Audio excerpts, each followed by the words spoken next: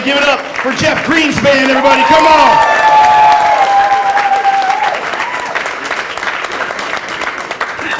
How is everybody doing here tonight? Any other native New Yorkers here? All right, good. I'm a native New Yorker as well, but I spent a lot of time living in San Francisco. And San Francisco is a really great city to perfect your gaydar. And if you're not familiar with what gaydar is, it's having the ability to just know when somebody's gay. And my gaydar was so bad, I didn't know I was gay until I was 34. So I had to tweak it a little bit. I see a lot of straight male comedians come up onto stages like this, and they make being gay the punchline of their joke. And that's fine. I don't think anything is off limits. I think you can make fun of everything and anything. But I don't think these guys know how hard it is to be gay.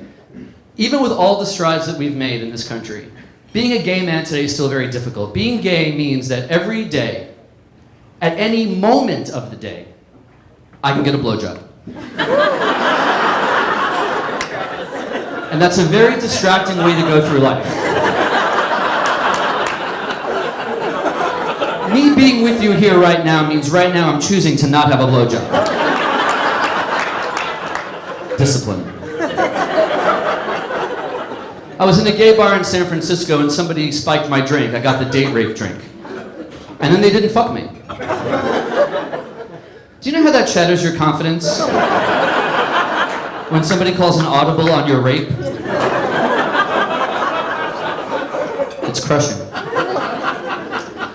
Some friends have asked me, Jeff, when did you know you were gay?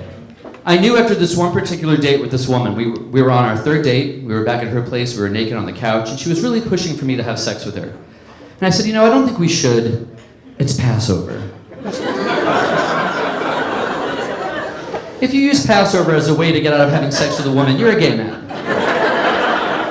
And I've never let Judaism keep me from having sex with a man. I mean, I've had gay sex at a bar mitzvah. I mean, not with the kid. Yeah. With the dad. Serious. There's a lot of dilfs at bar mitzvahs. You can find them. Bar mitzvahs, Passover. I was raised Jewish. And my middle name is so Jewy. It's like the most Jewish name. Ira. Ira. You can't get more Jewish than Ira. I'm literally named after a tax shelter. Who does that? Why would they do that? I'm 46 years old, and I've never seen this country more torn apart than it is right now, and it scares me. And I think the only way we're going to be able to move forward is if everybody unites. I mean, everybody. Blacks, whites, gays, straights, even Republicans and Democrats. We all have to get together and decide, are we going to swipe our credit cards or insert the chip? We're being torn apart. Donald Trump has gone to great lengths to tear us apart as well. He uses fear. He wants us to fear each other. He wants us to fear Mexicans. He tells us that Mexicans are going to take our jobs. Let me tell you something. Mexicans are not going to take your jobs. Robots are going to take your jobs. And once the robots have all the jobs, trust me, Mexican robots are going to take their jobs. It's going to happen. Lazy Mexican robots.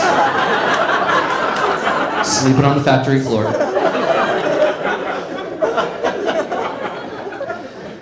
I'm anxious about the way the world is going, but I try to look on the bright side and remind myself that now every building is a pre-war building. So that's good. You gotta take the good where you can get it. You got to. I'm just really glad that Chris Christie's dignity isn't alive to see any of this. It'd be bad. Donald Trump says he wants to build a wall that goes across the entire border between Mexico and America. I don't think Americans are going to go for that, but I think they would go for one giant Walmart that went across the whole border. And the white American shoppers can come and go through the north, and the brown Mexican workers can come and go through the south, and it would be like what he's proposing now, but instead of border guards, we'd have friendly, elderly Walmart greeters. They're so much nicer.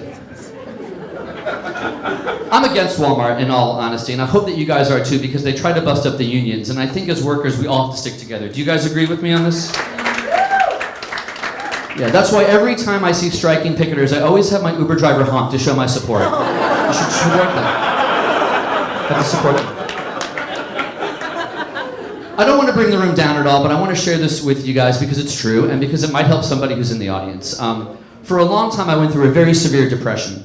And for me, depression was not being sad. For me, depression was not feeling anything at all the time. And after a year of that, I became really obsessed with suicidal thoughts.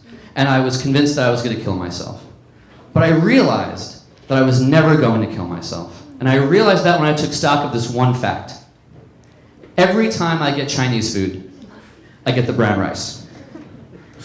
And people who are going to kill themselves never get the brown rice. Brown rice means there's hope. Brown rice means I want to stick around for tomorrow.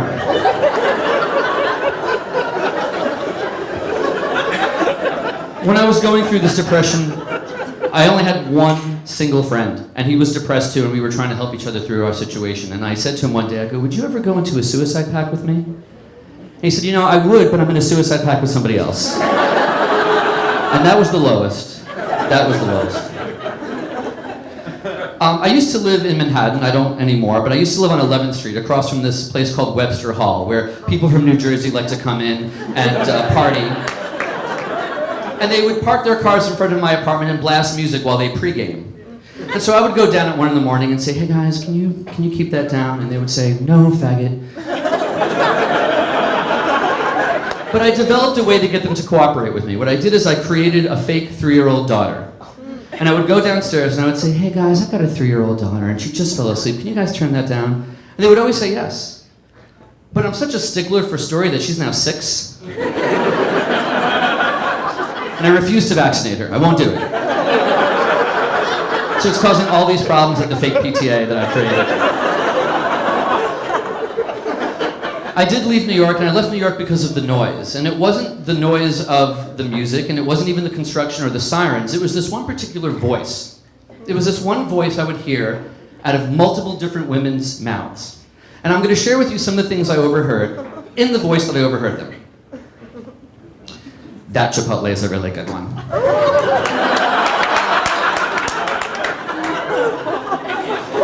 Same voice, different woman's mouth, on a date with a guy. Guy says to her, hey, when's your birthday? And she says, in this voice, I don't think I really have a birthday because I was a C-section. So I have a day that I was taken out, but I wouldn't call it a birthday. And I overheard that same voice out of another woman's mouth, not too far from here. This is what I overheard this woman say. I think that short, bald guy's listening to us. So I had to leave. I want to leave you with one piece of information that I hope helps you guys out. I used to work at Facebook. And if you have Facebook and you have an iPhone and you have Facebook running on your phone overhears everything you say throughout the day, even when it's in your pocket. And then Facebook serves you up information and advertising based on what it hears throughout the day. And a lot of people don't know you can turn this off. And if you have an iPhone, this is how you do it. You go to Settings, you go to General, you go to Privacy, scroll all the way down, and then throw your phone in the ocean. That's the only way you're going to be able to stop it. Speaking of phones, this is the longest I've been off mine in a long time. I'm Jeff Greenspan. Thank you very much.